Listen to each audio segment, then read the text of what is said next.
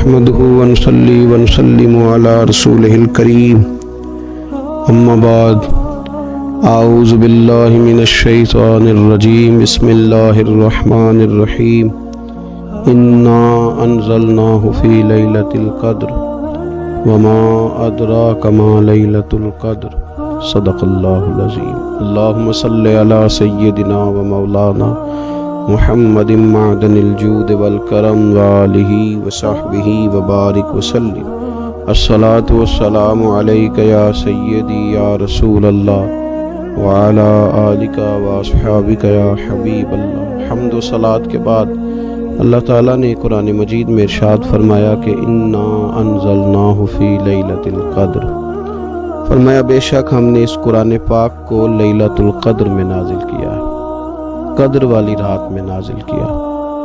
وما ادراک ما لیلۃ القدر، قرآن مجید کے انداز پر غور فرمائے، فرمایا تم کیا جانتے ہو کہ لیلۃ القدر کیا ہے، تمہیں کیا خبر ہو کہ لیلۃ القدر کیا ہے۔ اس کی اہمیت دیکھیے، میں کہا کرتا ہوں کہ صرف اس ایک فکرے کو دیکھ لیا جائے، وما ادراک ما لیلۃ القدر، اور تم کچھ جانتے ہو کہ لیلۃ القدر کیا ہے، تمہیں کیا خبر کہ لیلۃ القدر کیا ہے۔ لیلۃ القدر 1000 مہینے سے بہتر ہے۔ ان آیات کو دیکھیں اور ساتھ نبی پاک صلی اللہ علیہ وسلم کا وہ فرمان دیکھیں جس میں حضور علیہ السلام نے فرمایا تمہارے پاس ایک مہینہ آ رہا ہے رمضان کا، اس میں ایک رات ہے جو 1000 مہینے سے بہتر ہے، اور یہ لفظ کتنے جھنجھوڑنے والے ہیں۔ حضور علیہ السلام نے فرمایا جو اس رات محروم رہ گیا وہ ہر نیکی سے محروم رہ گیا، جو اس رات محروم رہا محروم ہی رہ گیا، اتنی بڑی بات۔ فرمایا تنزل الملائکۃ والروح، اس دن فرشتے اور روح القدس یعنی جبریل امین اترتے ہیں، فیہا اس رات میں بِإِذْنِ رَبِّهِمْ مِنْ كُلِّ امر، اپنے رب کے حکم سے ہر خیر کے کام کے لیے۔ سلامن، یہ رات سلامتی والی ہے، ہی حتی مطلع الفجر، یہاں تک کہ فجر طلوع ہو جائے۔ سرے شام سے لے کر مغرب سے لے کر فجر تک یہ رات سلامتی والی۔ اس کو لیلۃ القدر اس لیے کہا جاتا ہے، ہمارے مفسرین فرماتے ہیں کہ اس دن قدر والی کتاب قرآن پاک قدر والے محبوب پہ نازل ہوئی اور قدر والی امت کی طرف بھیجی گئی۔ نبی پاک صلی اللہ تعالیٰ علیہ وسلم نے جب پرانی امتوں کی عمریں دیکھی، نہ کسی کی 1000 سال ہوئی، کسی کی اس سے زیادہ ہوئی، تو اللہ کے محبوب علیہ السلام کے دل مبارک میں یہ خیال آیا کہ میری امت کی عمریں تو بڑی تھوڑی ہوں گی، تو کیسے اتنی لمبی نیکیاں کر سکیں گے، تو اللہ تعالیٰ نے پھر لیلۃ القدر عطا فرمائی۔ گویا اس ایک رات میں جو آدمی نیکی کرے، 1000 دن نہیں۔ کتنا لوگوں کو شوق ہے کہ کوئی ایسا جیک لگے، یکدم میری ساری چیزیں بڑھ جائیں، اس پر بھی تو ذرا غور کریں نا۔ یہ ایک رات 1000 دن سے نہیں، 1000 مہینے سے افضل ہے۔ 1000 یکدم آپ کی نیکیوں کی عمر 1000 ماہ تک چلی جاتی ہے، کتنی بڑی فضیلت کی بات ہے۔ میرے رسول کریم صلی اللہ تعالیٰ علیہ وآلہ وسلم خاص توجہ دلاتے، اس رات کے حوالے سے خاص توجہ دلاتے، اور یہ رات کب ہوتی ہے؟ صحیح حدیث میں موجود ہے، نبی پاک صلی اللہ تعالیٰ علیہ وسلم نے فرمایا کہ اسے رمضان کے آخری عشرے میں تلاش کرو۔ گویا یہ جو 5 طاق راتیں ہیں نا، 21ویں، 23ویں، 25ویں، 27ویں، 29ویں، ان طاق راتوں میں اس رات کو تلاش کرو۔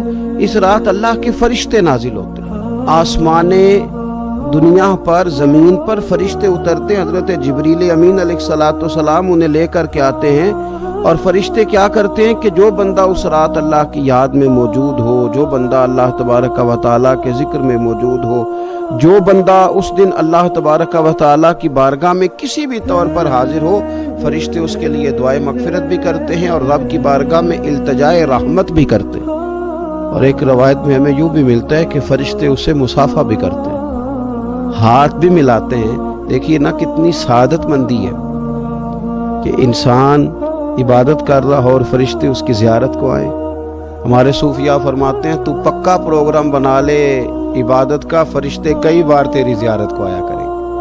اور پھر ایک اور بات یہاں بڑی قابل توجہ ہے کہ انسان جب محسوس کرتا ہے نا مجھے کچھ دیکھ رہا ہے، تو ذرا اس کی عبادت کا انداز بھی تھوڑا تبدیل ہو جاتا ہے۔ تو اگر یہ ذہن ہو ہمارا کہ ہمیں فرشتے دیکھ رہے ہیں اور وہ والی مخلوق دیکھ رہی ہے جو ہماری ڈائری ڈائریکٹ لے جا کے ہمارے رب کی بارگاہ میں پیش کرے، تو پھر کچھ زیادہ ہی توجہ مسلمان کی ہونی چاہیے، زیادہ ہی انہماک ہونا چاہیے، وہ کھو جائے۔ ٹھیک ہے ہم کمزور بھی ہیں، ہمارے اندر کچھ پریشانیاں بھی ہیں، ہماری بیماریاں بھی ہیں، ہم لاغر بھی ہیں، ضعف بھی آ جاتا ہے، تھکاوٹ بھی ہمیں آ لیتی ہے، لیکن لمبی تو بات ہی کوئی نہیں، 5 تو طاق راتیں۔ حضرت سیدہ عائشہ صدیقہ رضی اللہ تعالیٰ عنہا ارشاد فرماتی ہیں کہ جب رمضان کا آخری عشرہ شروع ہوتا تھا نا تو نبی پاک اپنی کمر کس لیتے تھے عبادت کے لیے، خود بھی رات کو اٹھتے تھے، ہمیں بھی جگاتے تھے، کیونکہ سونے کے دن تو نہیں ہے، تو جاگنے کے دن ہے۔ ساون کی کالی راتوں میں جب بوندا باندی ہوتی ہے وہ راتوں کو اٹھ اٹھ روتے ہیں جب خلقت ساری سوتی ہے، یہ رب کے بندوں کی شان ہے۔ اور ویسے بھی درویش کہتے ہیں کہ رات پوے تے بے درداں نو نیند پیاری آوے، درد منداں نو تے یاد سجن دی سوتیاں بھی آن جگاوے۔ تو یہ وقت ہے خاص، اس خاص وقت اس بات کی طرف ضرور توجہ کرنی چاہیے۔ اور یہ جو کہا گیا نا کہ فرشتے نازل ہوتے ہیں بِإِذْنِ رَبِّهِمْ مِنْ كُلِّ أَمْرٍ، اللہ کے حکم سے آتے اور ہر کام کے لیے، ہر امر خیر کے لیے آتے۔ اس میں بھی ہمارے مفسرین نے لکھا ہے کہ وہ تمہارے لیے پورے سال کا فیصلہ کریں گے کہ تمہیں کیا دیا جائے گا، تم کیا حاصل کرو گے اللہ تبارک و تعالیٰ کی بارگاہ سے۔ تو اس کا معنی یہ ہوا کہ پھر تو یہ لینے کی رات ہے، ایسا نہ ہو کہ فرشتے آئے ہوں رب کی بارگاہ سے یہ پیغام کرم ہو کہ دینا ہے اور لینے والے سو رہے ہوں، وہ آرام میں ہوں۔ تو یاد رکھیں خیرات اسی کے پیالے میں آتی ہے جس کا پیالہ سیدھا ہوتا ہے، اور اگر پیالہ ہی سیدھا نہ ہو تو خیرات پھر پیالے میں نہیں آیا کرتی۔ تو پھر اس کو جو کہا گیا نا کہ یہ سلامتی والی ہے، تو اس میں ایک اور بات بھی ہمارے پھر مفسرین نے لکھی ہے کہ اس رات شیطان تو ویسے ہی قید ہے، اس رات بندے کا نفس بھی نہیں اسے تنگ کرتا۔ یہ طاق راتیں اتنی حسین ہے کہ تھوڑی سی بندہ ہمت کرے تو اللہ عبادت کے لیے اس کے دل کو قرار عطا کر دیتا ہے، اسے سکون ملتا ہے، طبیعت ٹھنڈی ہو جاتی ہے اور وہ بڑے ذوق کے ساتھ اللہ کی عبادت کرتا ہے۔ خوب بیداری کا مظاہرہ کریں طاق راتوں میں۔ میں نے رمضان سے پہلے مشورہ دیا تھا کپڑے وقت پہ خرید لو عید کے، اور وقت پہ سلا لو اور وقت پہ چیزیں لے لو۔ یہ جو خاص دن ہیں عبادت کے، یہ لوگوں کے بازاروں میں گزر جاتے ہیں۔ یہ زیادہ تر وقت ہمارا خریداری میں اور شاپنگ میں اور ایسے مہمل کاموں میں صرف ہو جاتا ہے کہ جن کی وجہ سے یہ خاص چیزیں جو ہمیں میسر آنی تھی ان سے ہم کئی دفعہ رہ جاتے ہیں۔ تو اس رات کرنا کیا ہے؟ زیادہ سے زیادہ کھڑے ہو کے رب کی عبادت کریں، قرآن شریف کی تلاوت کریں، استغفار پڑھیں۔ سیدہ طیبہ طاہرہ حضرت عائشہ صدیقہ رضی اللہ تعالی عنہا نے عرض کی یا رسول اللہ اگر مجھے یہ رات مل جائے تو کیا پڑھوں؟ تو فرمایا عائشہ تم یہ دعا مانگنا، اللہم انک عفو، اے اللہ بے شک تو درگزر کرنے والا ہے، تحب العفو، اور تو درگزر کرنے کو پسند بھی کرتا ہے، فاعف عنی، ہم سے بھی درگزر فرما، ہمارے گناہوں کو معاف فرما۔ یعنی اس رات اللہ سے درگزر کا سوال کریں۔ جو لوگوں کے سامنے اپنی خطائیں ہوتی ہیں وہ تو ویسے بیچارے ہر وقت معافی مانگتے رہتے ہیں، جن کے پیش نظر اپنی غلطیاں ہوتی ہیں، جو اپنے رب کریم کی بارگاہ میں حاضر ہونے کا ارادہ رکھتے ہیں صاف ستھرا ہو کر، وہ تو ویسے ہی معافی کے طلبگار ہوتے ہیں۔ تو یہ تو خاص چانس ملا ہے معافی مانگنے کا، تو بالکل سستی کا مظاہرہ نہ کریں، بالخصوص وہ لوگ جو اعتکاف میں موجود ہیں۔ نیند تو کسی وقت بھی آ جاتی ہے، آپ دوپہر کو بھی ذرا چپ کر کے لائٹ آف کریں تو یہ آ ہی جاتی ہے۔ آپ سر شام بھی تھوڑا سا کھانا کھانے کے بعد اگر کمر سیدھی کرنے کو بھی لیٹ جائیں تو نیند تو پھر بھی آ ہی جاتی ہے۔ لیکن یہ سنہری قسم کے ایام ہیں، سختی نہیں، پابندی نہیں، فرض نہیں، لیکن اگر شوق کے ساتھ، ذوق کے ساتھ، توجہ کے ساتھ، میں ایک مثال دیا کرتا ہوں کہ یہ ہمارے پاس قیمتی دن ہے رمضان کے، ایک عمل کا ثواب 70 کے برابر ہے۔